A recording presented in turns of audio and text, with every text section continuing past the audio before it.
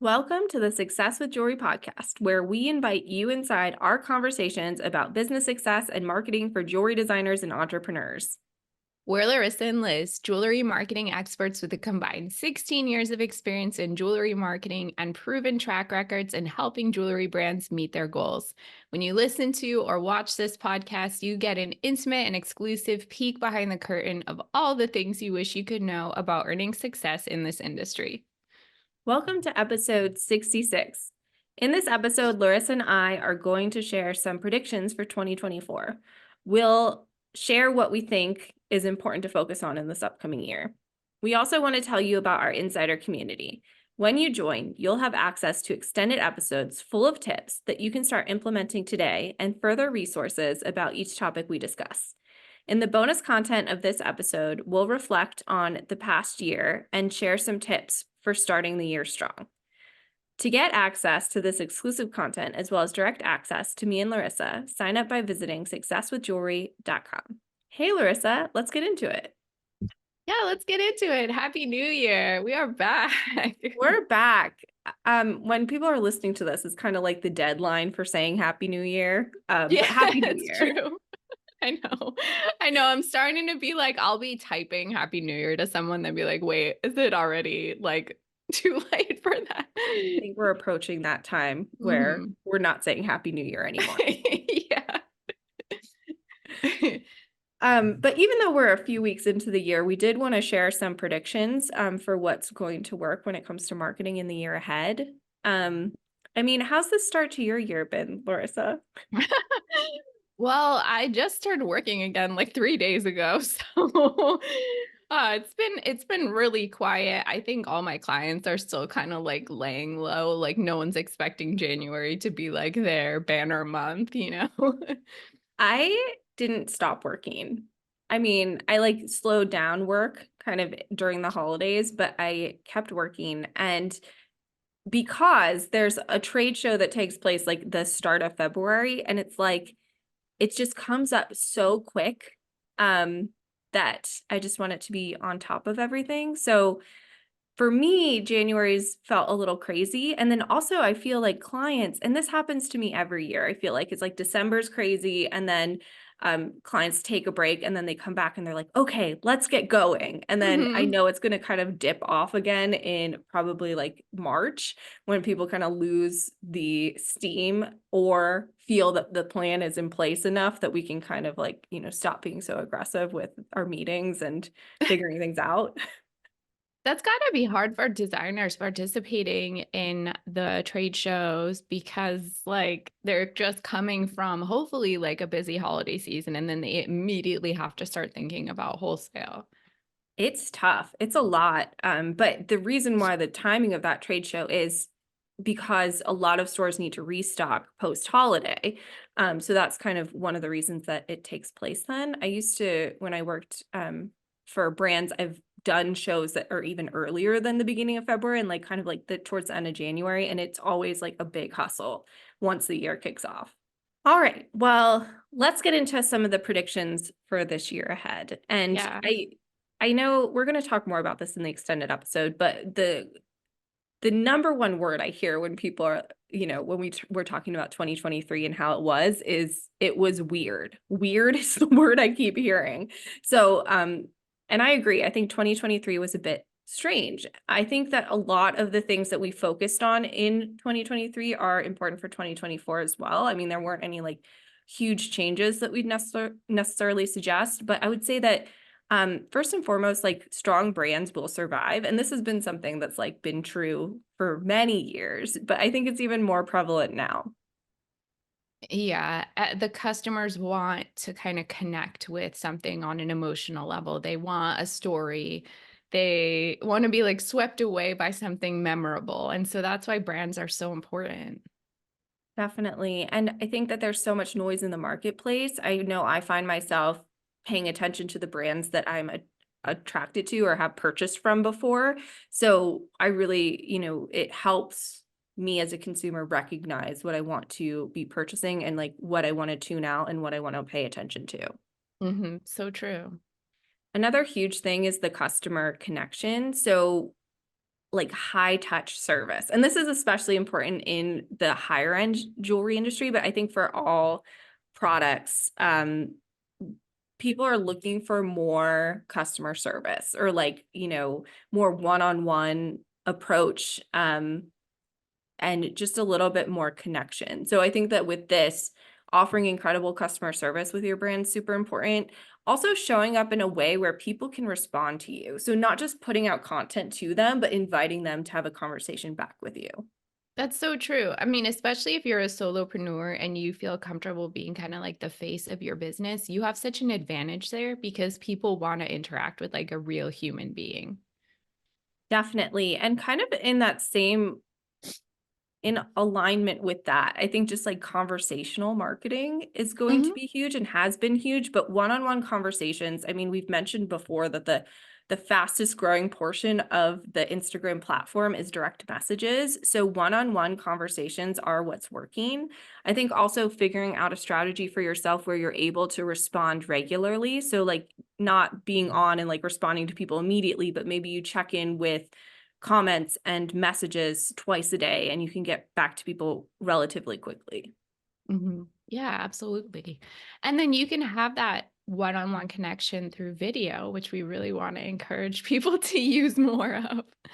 I feel like I mean, I've been talking about video since I started working in digital marketing many years well over a decade ago. And so video has been something that people have been talking about for a long time. Now it's so easy to make video. Everybody can make video on their phone. Talking to the camera. I did 2 Instagram lives yesterday, and I have a few more planned for January. And while they are terrifying, it is a really incredible way to connect with your audience, and people really value that type of content. Absolutely. Yeah. There's this idea, especially with fine jewelry, everything has to be so perfect and polished and no, like flawless. But I think consumers are kind of over it. Like there's a place to have a really polished brand identity, but there needs to be some vulnerability and transparency there too. I completely agree. I've been like seeing messages of imperfection all around. I should have like highlighted some of them so I could have brought them to this chat. But I think seeing the realness of what's happening, I see this, I follow a lot of mom accounts, and I'm seeing this a lot over there where moms are posting like the ones who have like really aesthetically pleasing homes and stuff, and like our lifestyle bloggers are now posting like their real life, what it looks like toys on the floor and like laundry that's not folded and things like that. And I think that that's what people are realizing that is a strong connection point, is like the realness of it all. So sharing behind the scenes, sharing your process, having like real conversations with your audience is going to be what gets you attention. Absolutely. Yeah. So another point is authenticity, being real. I mean, that's something that's been important in marketing for a long time, but I think that again, like the more polished perfection, like perfect looking grid is like way gone. Like that was years ago. We don't need to worry about that anymore. We want to be showing up in a real way.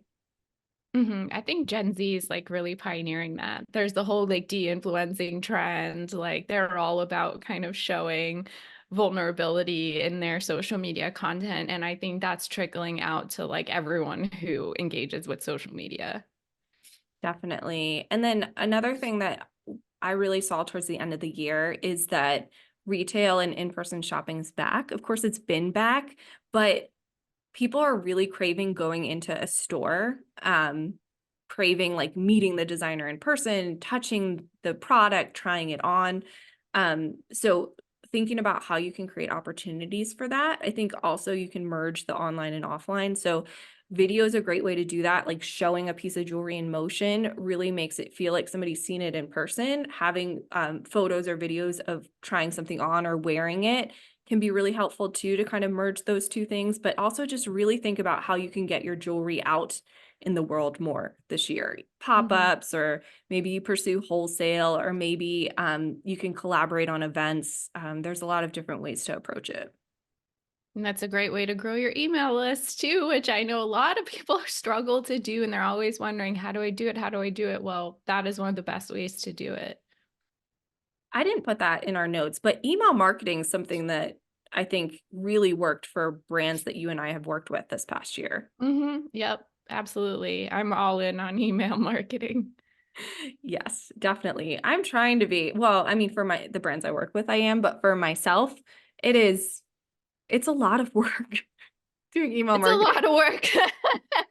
That's why that's why we do it for clients and clients don't do it because it is like its own whole thing. Yeah. The whole thing. I have a goal of sending 2 a month for myself personally. And That's good. last year I sent 18 emails last year. And so I didn't quite reach that goal of 2 a month, but this year I'm going to do it. Awesome. I love that. Anyway, moving on. It's still really important to think niche. This isn't going away. Leaning into your niche is so important, rather than trying to be everything to everyone. There's just, again, so much noise out there that you don't want to be targeting everyone. You want to really lean in and talk to your ideal client and tell your own specific story. Otherwise, you're going to get lost in the noise. Definitely.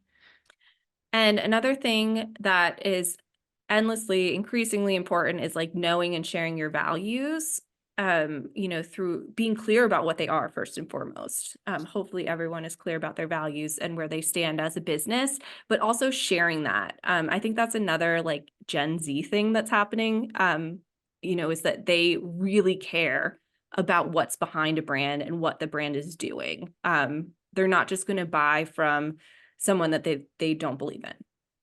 And share it more than you think you need to share it because Definitely. I think people are only probably hearing like 25% of like what you're putting out there. That's so true. And the other thing I'd say on that is like circling back to like the being clear about your values. Like if you're donating to like a different charity like every month and you're talking about all these different causes, that's confusing. So like really hone in on one thing or, a handful of things that really like are in alignment to focus on and share those because that's how you're going to make a difference. Definitely. Yeah. And then sales and marketing working together. So selling isn't like in its own corner. Sales and marketing are need to come together. If that isn't in your business anymore, or you've never thought about thinking about sales and marketing in the same way, you need to align those two things. Yeah, maybe we should talk more specifically about what that could look like because I think that might be like vague for people. So, do you have an example of that? So that's really like I think it's like understanding like what you're marketing. So say you're focused on your handcrafted gold chains right now in your marketing, like that's what's going on there. If you're showing up to an event where you're selling and you don't have any of these handcrafted gold chains, that's a disconnect. So thinking about how you can align what you're selling and what you're marketing. Yeah, that's true. And if you do more high end, like one-to-one outreach, then you should really be talking about like what is in your marketing, just like what Liz is saying, and be the most excited about that thing.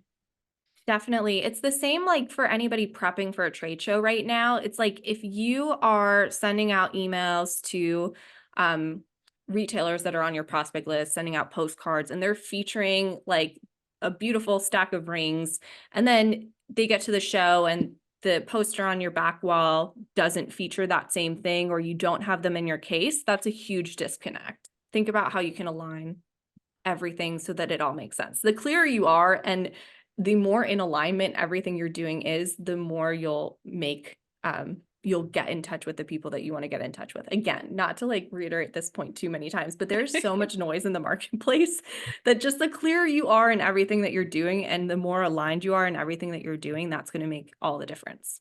Yeah, and the more, what is the word I'm looking for? Like confident. Yeah, I guess just the more confidence that you have in what you're doing, people see that. Like people can see through someone who's being wishy-washy versus someone who's coming forward like with intention and confidence.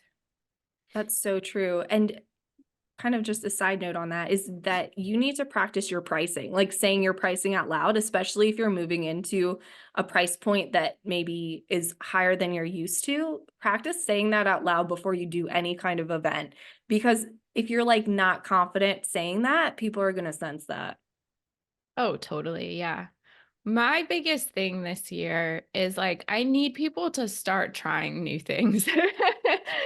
Everyone's just following the same path. People think in the jewelry industry, there's like one way to get to success because they just look at what everyone else is doing. But the truth is, like, you don't know if XY business is successful. Everyone has a facade. You don't know what their sales numbers are like. You don't know what's going behind the scenes, what their challenges are. So you need to stay in your own lane, commit to doing something that feels aligned with you, and try something different. Because if everyone's just doing the same thing, nobody's gonna have success. That's so true. And I've been talking to a lot of designers about this already this year, but putting blinders on to what everyone else is doing, to your point, Laryssa, because you need to be talking to your audience and honing in on that and figuring out what's working for your product, which is different than anybody else's business and what anybody else is doing. So you're only going to find success by leaning into what you're doing and putting blinders on to everything else. I love that. Yeah. All right, so how has the start to your year been? Let us know. Visit successwithjewelry.com and tell us what you're thinking. We're happy to answer any questions that you may have, and you'll also get multiple perspectives from community members. Thanks for being a part of the Success with Jewelry community.